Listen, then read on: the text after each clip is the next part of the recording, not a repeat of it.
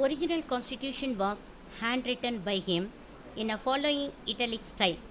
Approximately 145,000 words were written in the constitution, and two copies were framed in English, and one was written in Hindi. And from 1950 to 2018, 123 amendments have been made. What is an amendment? Changes. Okay. Sometimes in the salient features of our constitution, the third point is it is partly rigid and partly flexible. Rigid means it is the thing which cannot be changed. Okay.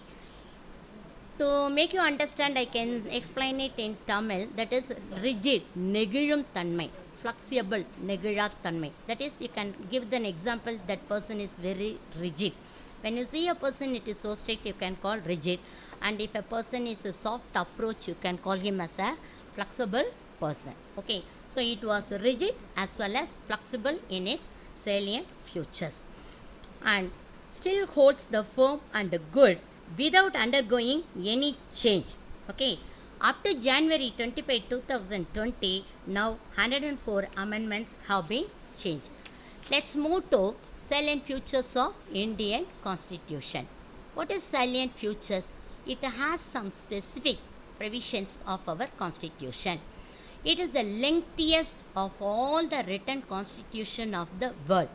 The first constitution is USA. Okay.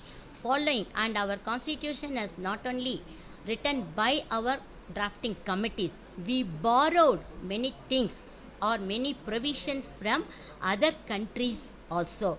Dr. Ambedkar did not feel ashamed. He himself has told, ours is the borrower. Our constitution is the borrower of others.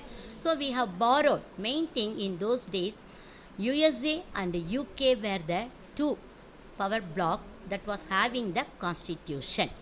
Based on that, we have selected some features from different countries. And second point, it is borrowed from most provision. Thirdly, it is partly rigid and partly flexible. Fourth, it establishes a federal system of government, that is sharing the powers between the central as well as the state government.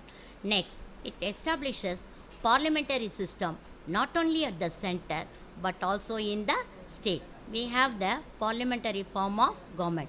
Though we are having a democracy, we follow the parliamentary system. It makes India as a secular state. India as a secular state. That is, there is no particular religion followed in our country. We don't have any discrimination on any religion. We accept all religions. So it is called as a secular state. And it provides an independent judiciary.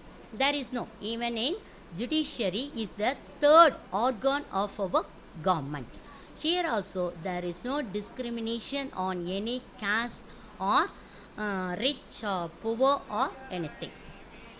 It introduces universal adult franchise, and according to that, it has the right to vote to all the citizens above 18 years of age without any discrimination. Universal adult franchise, that is, the citizen who completed the age of 18 are allowed to cast their vote for an election.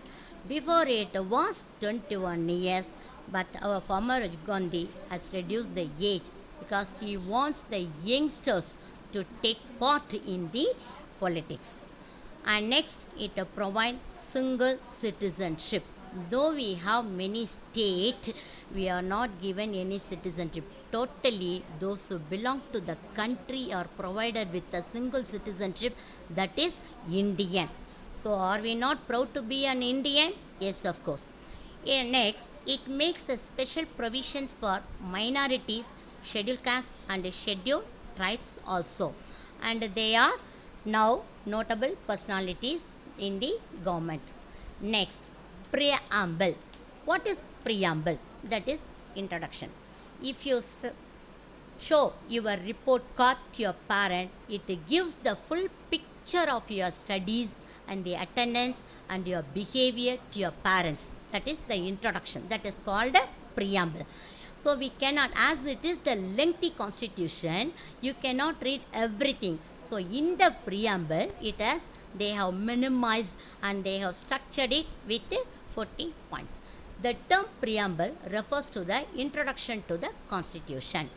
It has great value and has been described as the key to the constitution. If you are thorough with the preamble, you are well versed to learn about the constitution fully. And the preamble is based on the objective resolution drafted by Jawaharlal Nehru, which was adopted by the Constituent Assembly on January 22nd, 1947. That is, before it come into enforce or to the government, Jawaharlal Nehru, he wanted to give an objective resolution. What is it? He wants to, the government drafting committee, to frame the rules for our country on their own.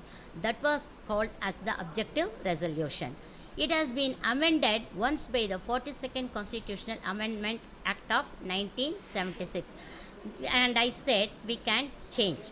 But our preamble was only one time it was changed according to the 42nd Amendment. That is the three new words, socialist, secular and integrity was added. The preamble begins with the phrase, "We the people of India." And if you come to know about the preamble of the Constitution, we can refer to the book. Okay, the phrase, the first is the "We the people." So it shows the unity among the people. So we, as a people of the country, we all should follow the Constitution. Thus, we can say that the people of India are the source of our constitution. The preamble of our constitution states that India is sovereign, socialist, secular, democratic republic. See the change between that. In the beginning, it was socialist, secular, and integrity. Now we have changed it as sovereign. Sovereign means supreme, socialist, secular, democratic republic. Can you understand? I'll repeat again. Now it is a sovereign country. It is supreme. That is, the sovereignty of our country is supreme, and it is a socialist country, secular, democratic. The Constitution guarantees liberty of thought, expressions of belief, faith, and worship to all. It all comes under the fundamental rights to the citizen. And it gives equality of status and of opportunity to all. It wants to promote fraternity among all the Indians. That is, all Indians should behave like brotherhoodness. And next, we are going to enter into the topic citizen. What is called a citizen? That is a city state, resident of a city state. Okay. And you all, here I want to quote about a movie which was starred by Mr. Ajay, Citizen. Clear?